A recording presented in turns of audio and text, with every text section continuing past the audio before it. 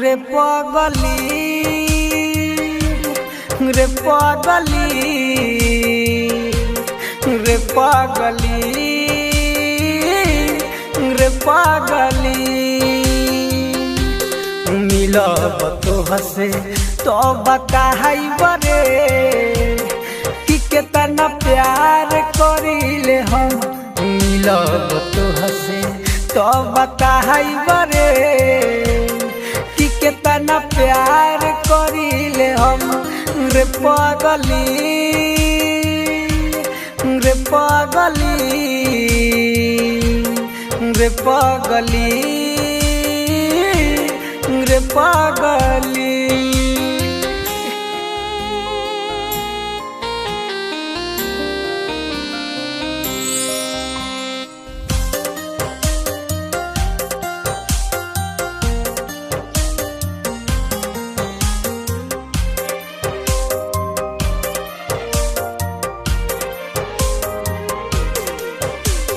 तोह के कमाल बा दर्द में बानी हो, ऐसन सजा हमके काहे दिहलु तुरानी हो।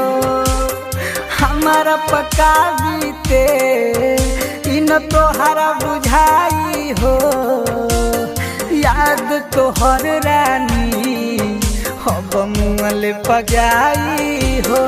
रे पगली रे पगली रे पगली रे पगली।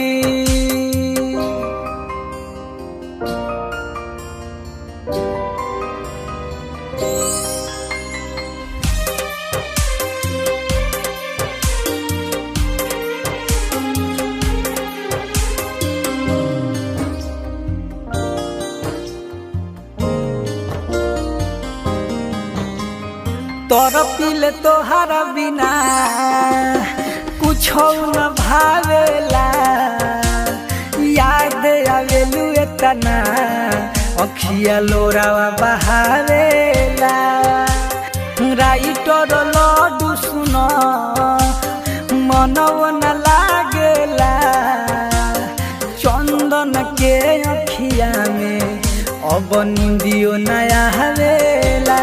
रे पगली रे पगली